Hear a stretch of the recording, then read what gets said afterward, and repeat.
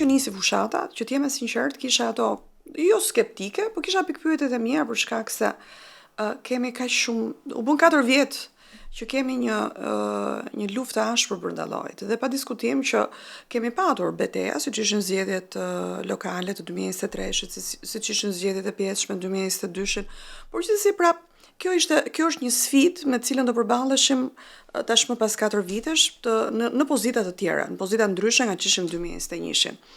Ajo që unë kam vënë re në terren, Luli, është si thua, lodhja e qytetarëve me të dyja palët. Edhe me ata të cilët unë i them mbajtën 34 vjet peng Shqipërinë dhe shqiptarët, të ardhmen e shqiptarëve, duke e lënë në tranzicion të pafundëm, edhe pa diskutim dhe qeveria e Ramës që është 12 vjet në pushtet, me të cilën shqiptarët janë lodhur nga e njëjta retorikë e cila na vjen dhe nga ndërkombëtarët, korrupsioni, krimi i organizuar, përfshirja e deputetëve dhe ish kryeministrit Ramës dhe bashkëpunëtorëve të tij në afera korruptive, të cilat sot janë disa prej tyre në burg e disa në hetim. Kështu që kjo lodhje është manifestuar edhe tek qytetarët, të cilët thonë duam të zgjedhim diçka të re. Nuk i duam më këta, ja? Jemi të lodhur me këta.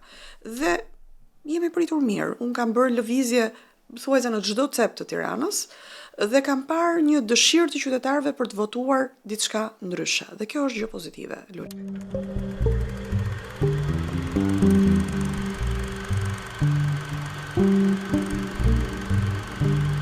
Ne kemi një, do të thoja, fat. Nga gjithë kjo betejë që kemi patur në 4 vite, strukturat e Partisë Demokratike u ndan. Pra u ndan mes atyre të cilët mbështeten Sali Berishën dhe atyre të cilët mbështeten Lulzim Bashën. Dhe këto struktura mbeten edhe pas çdo betejë. Pra në 4 vite këto në fund fare sot janë struktura të plota në të gjitha qarqet. Dhe pa diskutim që këto janë baza e një partie. Dhe nga këtu është piknisja më pas, se nuk them që janë këto ato të cilët janë, si thua, vendosin fatin dhe të ardhmen e grupimit të partisë tonë. Por janë ato në të cilët ne bashkëpunojmë, punojmë çdo ditë në terren dhe kemi mbështetjen. Pa diskutim është ajo pjesa gri. Është ajo pjesa gri që është shumë e rëndësishme, me të cilën kemi punuar fort për gjatë gjithë kësaj periudhe. Betejë është e ashpër, betejë është e fortë, sepse janë disa parti të vogla, të cilat janë sot në garë, dhe pa diskutim kur më shpyetur në duhet jenë apo s'duhet jenë, them që pa diskutim që duhet jetë çdo parti e vogël, çdo parti ka drejt, jemi një vend në pluralizëm dhe çdo parti ka drejt jetë në garë. Sa i përket pjesës tjetër të vulës të Sali Berishës, kanë mbështetësit e tyre, dhe një gjë e kanë kuptuar dhe ata që i kanë mbështetur, disa prej tyre. Një lider duhet punoj dhe duhet sakrifikoj për ata që e mbështesin, për ata, për Shqipërinë dhe shqiptarët. Një lider që sakrifikon për vete dhe për fatin e vet personal, besoj që nuk premton të ardhme. Dhe unë shpresoj që këtu bëhet ndarje dhe këtu shqiptarët kuptojnë se cili punon për vete dhe cili grupim, se cili prej nesh që është në listë të hapur, punon për një të ardhme më të mirë të Shqipërisë dhe të shqiptarëve. Ne preferuam të jemi gjithë në listë hapur, Luli, e dojgjëm listën e mbyllur, me qëllimin e vetëm që shqiptarët të kenë mundësi që në atë listën shumë emërore të zgjedhin kandidatin me cilin duan të përfaqësohen në parlamentin e ardhshëm. Ndërkohë që Sali Berisha bashkoi votat me Edi Ramën, një nga paktet i cili la një njoll shumë të keqe, dhe do lërë një njoll shumë të keqe në zgjedhjet, në historinë e zgjedhjeve, përveç asaj paktit 2008-s, i cili i rëndon në kurriz shqiptarëve. Pse duhet një qytetari të këtij vendi tu imponosh një figurë me cilën nuk duan të përfaqësohen? Dhe ti thuash po voton për Partinë Demokratike. Për çfarë duhet votoj unë për një figurë e cila nuk më përfaqëson? Një figurë e cila më ka zhgënjur për kaq vite, një figurë e cila ka kaq vite që mban karrigen e deputetes apo deputetit, do s'ka brazgjë. Dhe pse duhet ma imponosh ti këtë me një listë të mbyllur? Jepi mundësi shqiptarëve të votojnë kandidatin që duan me listë të hapur. Këtë as Edi Rama dhe as Sali Berisha nuk e bën, dhe përkundrazi bashkuan votat që tu imponojnë ende shqiptarëve dhe t'i thonë votoni atë që ju themi ne. Jo. Shqiptarët do zgjedhin atë kandidat, atë përfaqësues në parlamentin e ardhshëm me të cilën ata duan të përfaqësohen, me listat hapura siç e ka koalicioni jon numri 4.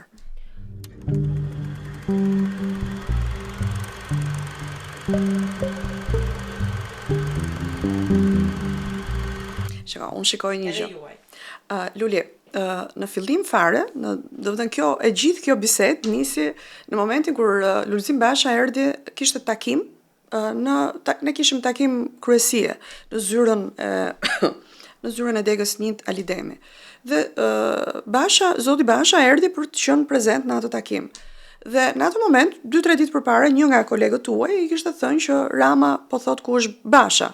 Dhe tha prit jap një përgjigje meqense ishim të gjithë aty. Dhe i dha një përgjigje. Tani, kjo nuk është asgjë tjetër, është thjesht një retorik, e cila ka brenda ndoshta dikush e shikon me atë humorin orame, ku diun, por brenda atij humorit ka një sarkazëm e cila përdoret jo më kot, sepse kanë gjetur jashtëzakonisht shumë. Ajo 7-7 me cilën u morën kaq vite të dyja palët, dhe Sali Berisha, edhe njerëzit e Berishës, edhe Rama vet. Ajo 7-7, cila ishte një lapsus që mund ta bëj gjithkush, sepse dia apo pa dia nuk matet me një lapsus, po matet me një punë të gjatë në përvojën tënde politike apo dhe profesionale. Ajo 7-7 nuk doli më ashtu siç thanë ata për kaq vite, po doli 313 dhe kanë ngjitur aq shumë dhe të gjithë e kuptojnë tashmë që e vërteta është ndryshe nga ajo që shet Rama. Dhe gjithë ky komunikim nuk ka asgjë tjetër brenda përveç se një të vërtet të thënë ndoshta ndryshe, se kur dikush nuk e kupton me atë gjuhën qytetare, me atë gjuhën me cilën jemi mësuar ta shikojmë zotin Basha gjithnjë, po në një moment do të përdorësh dhe gjuhën e tij që ta kuptoj dhe sigurisht edhe shqiptarët besoj që e kanë mbështetur në gjithë këtë komunikim, i cili ka brenda një të vërtet shumë të madhe. Ato të vërtet, cilën unë nisa që në fillim, një kryeministër, i cili ka pas hekurave të gjithë bashkëpunëtorët e tij, një kryeministër që ka nën hetim njerëzit më të ngushtë që ka afër vetes, çka tregon që o ai është shumë i paaft dhe qëndron aty dhe s'duhet të qëndrojë, o ai ka bashkëpunuar me të gjithë këta dhe po i mban me gojë mbyllur deri në momentin që do të humbas dhe ai vet, që mos flasin sepse është ai i pari që i ka mbështetur në të gjitha aferat korruptive që ata kanë bërë. Duhet të thënë se mua më duket se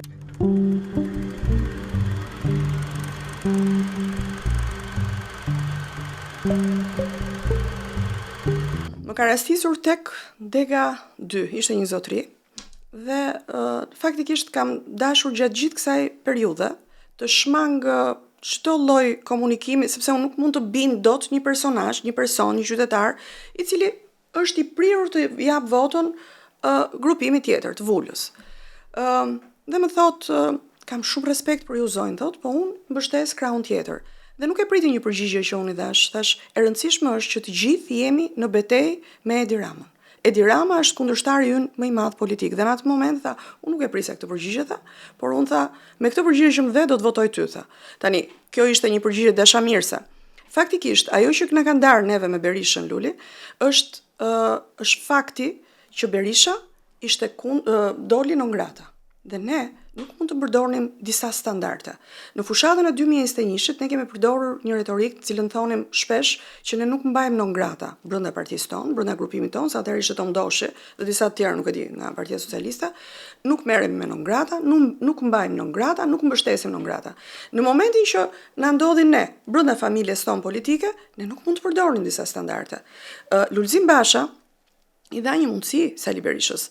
Nuk i tha që nuk krijoi një armiqësi të madhe me të, i propozoi që të bënte hapa pas, të merrej me çështjen e tij, të linte Partinë Demokratike të ecte përpara pa e penguar dhe në momentin që çështja e tij ndoshta do të ishte e padrejtë ajo non grata, do të mbyllej, sigurisht që vendi i tij ishte në Partinë Demokratike.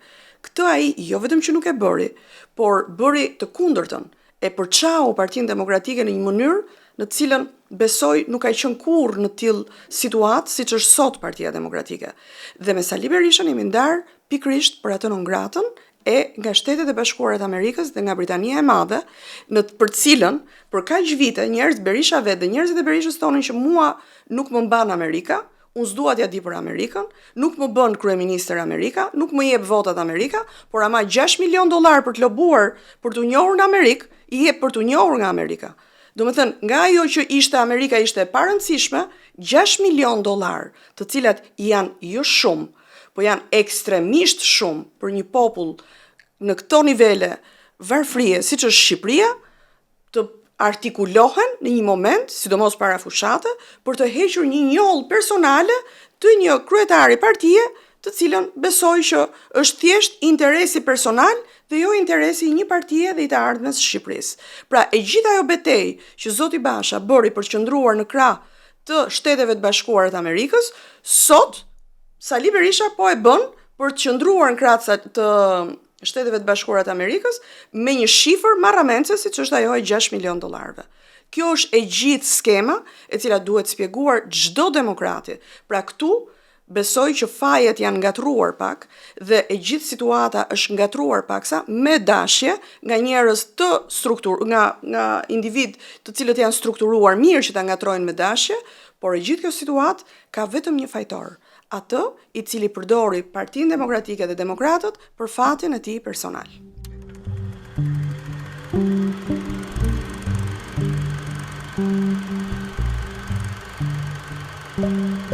Shiko, unë shikoj dhe një lloj stepje për ta argumentuar më gjatë këtë gjë, por nga ana tjetër, nga qytetarët. Por nga ana tjetër shikoj një zhgënjim të madh nga një pjesë e demokratëve këtë javë të paktën që kam qenë në terren, të cilët thonë ne diskutojmë jemi pa punë. Ne diskutojmë se si do të sigurojmë ushqim për fëmijët, për familjen, se si do të sigurojmë të ardhurat për javën, për muajin, nuk mbyllim dot muajin, dhe dikush i jep 6 milion, dikush që pret votën time, i jep 6 milion dollar për të marrë një vizë për Amerikë.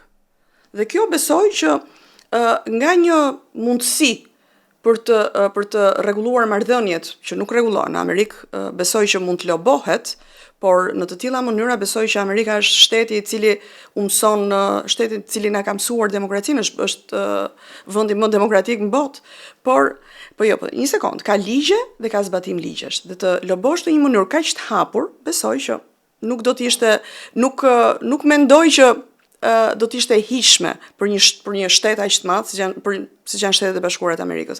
Kështu që unë mendoj që ata shqiptarë që dinë të zgjedhin, ata shqiptarë që do të mund të bëjnë zgjedhjen më të mirë dhe që kuptojnë tashmë se kush që nga këta njerëz cilët mendoj unë që të gjithë këtë mundin e tyre 34 vjeçar duan ta hedhin poshtë thjesht për një votë dhe t'i thonë më votoni mua, po unë ju mbajta në tranzicion 34 vjet, po unë prap jap 6 milion dollar për të marrë një vizë dhe ti prap më voton mua sepse unë vazhdoj të jem këtu dhe vazhdoj të mbaj ty peng, siç të mbajta 34 vjet të mbaj prap.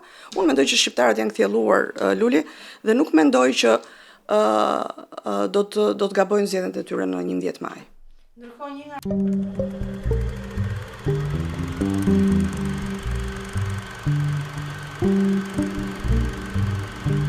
rublat ruse që i doli fake, që i doli fars. Besoj ju e dini, nëpërmjet lobimit me Gonigalit, ndjes Lul, se së lash të mbaroj pyetjen. Ishte lobimi i zotit Basha me rublat ruse, dhe i cili na ka shoqëruar për gjatë një periudhe të gjatë në parlament, ku dilnin një mas një në foltoren e parlamentit dhe akuzonin zotin Basha rublat, dhe pastaj bën dhe një komision Mandia, nuk e di ku është sot ai komisioni Mandia dhe ku është Mandia vet, dhe e cila me shumë hovë të madh do të hetonte ato rublat, madje dhe makinën e numërimit parave në PD, që numëroheshin lek të madh në PD, që vinin nga ku diun ca pralla me mbret që u doli boja pastaj nëpërmjet lobimit turpshëm me anë të Megonigalit, i cili sigurisht do jap dhe ai shkëndijën e vet shumë shpejt, në cilin është përfshirë Rama dhe njerëz të tjerë, emra surprizë të cilët janë atë dosje, të gjithë bashkë të përfshirë kundër Lulzim Bashës. Pra, dilnin dhe flisnin për rublat ruse, cilat në fund fare dhe ata vetë edhe pse e kishin stisur të tërë, nuk kishin arritur të shkonin deri në 6 milion dollar. Dhe kam përshtypjen ishte diku ke 500.000 dollar. Do të thënë edhe me stisje kishin shkuar deri tek 500.000 dollar. Llogarit tani që realiteti është ky që jemi sot, janë realisht 6 milion dollar dhe jo të stisura nëpërmjet Megonigalit, dhe llogarisni sot që i duket diçka mos e normale. Pra, shqiptarët do dinë ta bëjnë zgjedhjen Lul, sepse unë shikoj që përgjatë gjithë kësaj jave shikoj një zhgënjim maksimal dhe shikoj që kryefjala e çdo bisede janë pikërisht këto 6 milion dollar me të cilat duan t'i hedhin histy shqiptarëve. Dhe nga ana tjetër është Edi Rama, i cili abuzon çdo ditë me incineratorët, me të gjitha koncesionet e tjera korruptive, pra janë të dy palë që bashkojnë votat kur i duan, që duan të mbajnë njëri tjetrin sa herë që ta kenë aty, sa herë që duhet dhe i duan njëri tjetrit të jenë aty për ta mbështetur. Unë mendoj që kjo situatë duhet marrë fund. Duhet marrë fund sepse ndryshe ky vend nuk ka më shanse të bëhet dhe unë kam besim që mbas 11 majit, nëse shqiptarët do të dinë të bëjnë zgjedhjen e duhur, jam e bindur që ky vend do të ketë shpresë lul. Nëse shqiptarët do të besojnë ende tek ata që i mbajtën peng për 34 vite, unë jam e bindur që edhe mbas 12 majit do i gjej shqiptarët në të njëjtin vend ku janë sot, duke bërë të njëjtat biseda siç bëjnë dhe sot, që këtu nuk rrihet, duhet hikim, fëmijët nuk kemi ku i punsojmë, nuk ka punë për të rinjt, nuk ka hapësirë për të rinjt, nuk ka rroga, nuk ka pensione, dhe që të mos i themi këto, le të bëjmë ndryshimin me 11 maj, le të japim një herë një goditje të fortë të dyja palëve dhe të tregojmë që ju nuk jeni aty sepse doni ju. Ju jeni aty sepse ndoshta ju votuam ne. Gabuam dhe sot nuk ju votojmë më.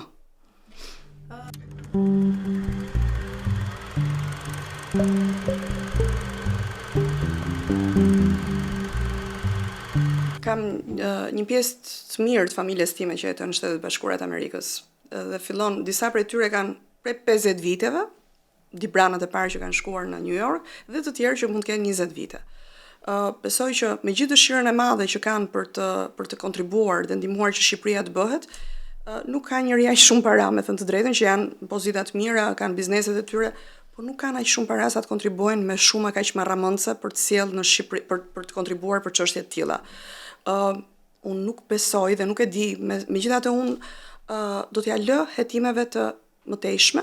Besoj Spaku e ka marrë në hetim çështjen, siç ka marrë në hetim dhe çështjen e Megonigalit, dhe shpresoj që të dalin në pat të vërtetat për të dyja çështjet.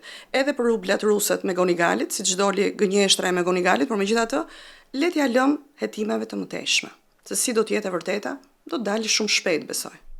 Ne kemi një institucion të rëndësishëm, siç është Spaku, dhe doja të shtoja edhe këtë Luli pa të marrë kohë. Spaku është një nga institucionet strukturat më të rëndësishme, struktura e posaçme antikorrupsion. E kemi mbështetur nga fillimi dhe do ta mbështesim deri në fund. Fakti që ky grupim nuk e ka mbështetur dhe e mbështet sa herë që i nevojitet dhe anatemon sa herë që e sulmon, e godet këtë grup, tregon një paqëndrueshmëri ndaj një strukture të rëndësishme tek e cila ka shpresë mbi 75% e shqiptarëve.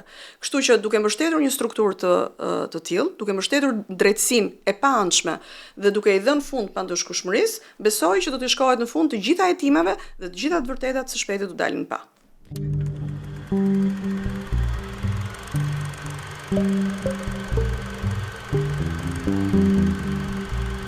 Ajo strategjia jote. Luli, unë kam një parim që unë kërkoj votën time. Kërkoj votën time duke takuar njerëz, pra kanë një shprehje këta kur kam qenë në takime edhe me ndërkombëtar door to door, der më der, në çdo cep të Tiranës. Kjo është ka qenë strategjia ime, duke i dhënë dorën çdo qytetari, duke diskutuar dhe duke prezantuar programin çdo qytetari, pensionist, biznes i vogël, student, të gjithë shtresat e shoqërisë, duke patur kontakte të drejtë për drejta me ta. Sigurisht më ka ndihmuar që të njoh nga afër përgjatë gjithë këtyre viteve, por edhe duke i takuar më ka ndihmuar për t'i prezantuar të gjithë pikat e programit, që është një program shumë i mirë në ndihmë të pensionistëve, të rinjve, të studentëve, të familjeve të reja, të mjekëve, të mësuesve, pra të gjithë këtyre shtresave, më ka dhënë mundësinë që kam hecur jashtëzakonisht shumë. Do të thënë e kam nisur fushatën që thuajse në fillim të marsit de facto, pavarësisht se de jure filloi në 11 prill, kam hecur, kam takuar, jam ulur, kam dëgjuar, kam prezantuar programin dhe nuk kam patur mundësi të mendoj për betejën brenda llojit. Secili bën betejën e tij, secili bën zgjedhjen e tij. Unë kam zgjedhur pozitivitetin, pozitive me të gjithë dhe me kolegët e mi që i kam në listën shumë emërore, secili qytetar bën zgjedhjen e tij për atë me cilin do të përfaqësohet. Nuk bëhet luftë as me veten, as me kolegët. Në momentin që dikush preferon të votojë ty, do të votojë ty sado të kesh luftë të brendshme apo sado të kesh të krijosh armiqësi koti, të bësh luftë me mullin të erës e të kësaj, unë kam preferuar që mos merrem me askënd brenda asaj liste, të merrem me emrin tim, të cilin profilin tim të cilin e kam formsuar me shumë mund, fal punës time përgjatë shumë viteve, jo në politik, por dhe jashtë saj, kam një mbështetje, e shikoj nga qytetarët, me shumë pozitivitet dhe shpresoj që kjo të përkthehet në vot në 11 maj, Luli. Dhe tani është momenti i fundit.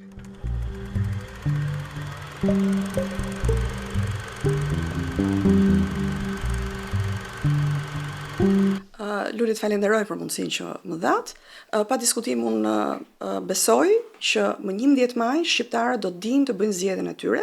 Më 11 maj shqiptarët do të bëjnë ndryshimin me votën e tyre, duke votuar numrin 4, koalicionin Euroatlantik, duke votuar kandidatin që ata preferojnë në listën shumë emërore, duke votuar një program shumë të mirë që është në mbështetje të rinjve, në mbështetje të studentëve, të pensionistëve, ku pensionin minimal e kemi premtuar 250 euro dhe atë mesatar 450 euro, studentët të cilët lodhen aq shumë për gjetur një punë dhe nuk kanë meritokraci, do të kenë mundësi të kenë një stazh të paguar dhe më pas këtë ta përdorin dhe si eksperiencë pune në momentet që do të punësohen, për gjithë çiftet e reja subvencionim të banesave, të kredive për banesa, për të gjithë ata të cilët janë mjek, mësues, profesionist mirë, do të ketë rritje pagash të konsiderueshme, jo ashtu siç është bërë deri sot që llogaritet thjesht indeksimi. Të gjitha këto dhe çka është më rëndësishme e sistemi shëndetësor, Luli, për cilin kam folur për gjatë këtyre 8 viteve që kam qenë pjesë e parlamentit, siguria e barnave është numri 1, lista e rimbursueshme e barnave, e cila sot ka barna me një cilësi shumë të ulët dhe për arsye të cilës shumë pensionistë detyrohen dhe jo vetëm, edhe qytetarë, të nxjerrin para nga xhepi për të bler barna të një cilësie më të lartë, rritja e cilësisë barnave në listën e barnave të rimbursueshme, një sistem shëndetësor më dinjitoz dhe paga më dinjitoze për të motivuar çdo mjek dhe çdo pjesëtar të sistemit shëndetësor. Ky është programi që ofron koalicioni Euroatlantik numri 4 dhe ju i ftoj të gjithë shqiptarët që të votojnë dhe të bëjnë ndryshimin më 11 maj. Të japim fund tranzicionit dhe të mbështesim një drejtësi të pavarur dhe të japim fund pandëshkueshmërisë.